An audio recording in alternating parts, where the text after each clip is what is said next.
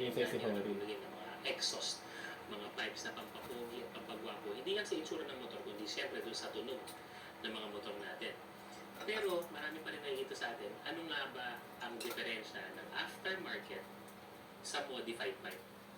Umpisa pa lang sasabihin ko na ang modified, hindi porke bumili ka ng aftermarket, sinalpak mo sa motor mo, ay considered modified na. Ang bawal mga brother ay modified pipe.